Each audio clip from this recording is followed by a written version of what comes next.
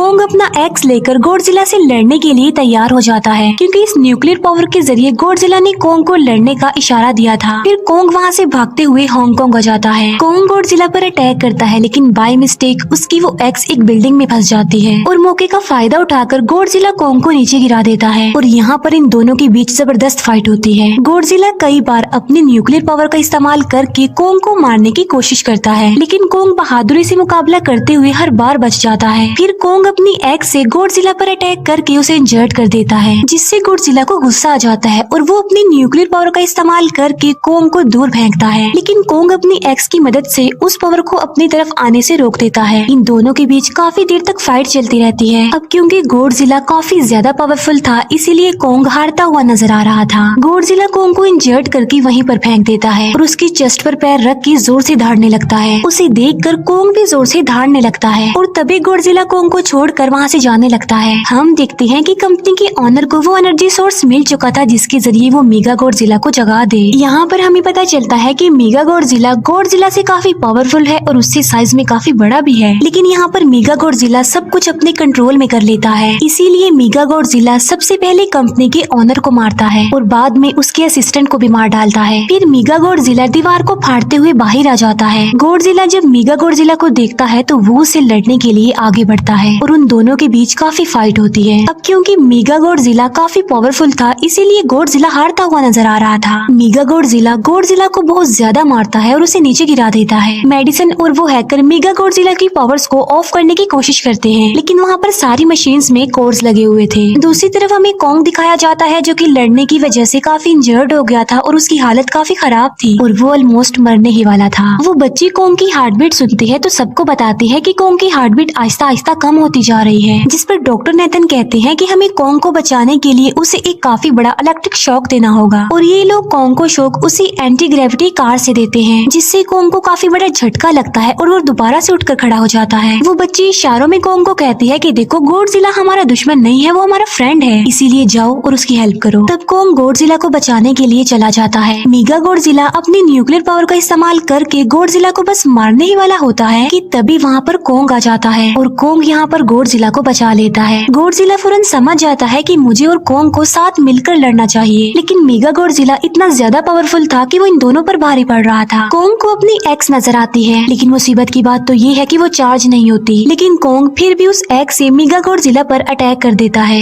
लेकिन mega Godzilla Kong को मारता है और वो कोंग को बस मारने ही वाला होता है कि तभी कोंग उसे ऐसा करने से रोक लेता है। अब क्योंकि मेडिसन और उस हैकर से वो मशीन बंद नहीं हो रही थी जिससे मेगा गॉडजिला की पावर्स को कम किया जाए, इसीलिए वो गुस्से में आकर उस मशीन पर पानी डाल देते हैं, जिससे मेगा गॉडजिला थोड़ी देर के लिए ऑफ हो जाता है। और इसी बात का फायदा उठाकर गॉडजिला अपनी न्यूक्लियर पावर के जरिए कोंग की उस एक्स को चार्ज कर देता है और अब कोंग के पास पावर आ चुकी थी, इसीलिए वो मेगा गॉडजिला को तबाह बर्बाद करके रख देता है। उसकी हाथ पैर तोड़ देता है और उसके सारे बॉडी के पार्ट्स अलग अलग कर देता है और लास्ट में वो मेगा गॉडजिला का सर भी उखेड़ कर फेंक देता है। अब क्योंकि मेगा गॉडजिला मर चुका था तो सब कुछ नॉर्मल हो जाता है, लेकिन तभी गॉडजिला फिर से खड़ा हो जाता है और कोंग भी अपनी एक्स लेकर गॉडजिला से लड़ने के लिए तैयार हो जाता है। अब क्योंकि उन दोनों ने एक दूसरे की हेल्प की थी, इसीलिए वो नहीं लड़ते। गॉडजिला वापस समंदर में चला जाता है जहाँ से वो आया था, और जबकि कोंग अब हमेशा के लिए होलो अर्थ में चला गया है और कोंग उस छोटी बच्ची को भी अपने साथ वहाँ पर ले गया है। और इसी के साथ ही इस मूवी का यहीं पर एंड हो जाता है।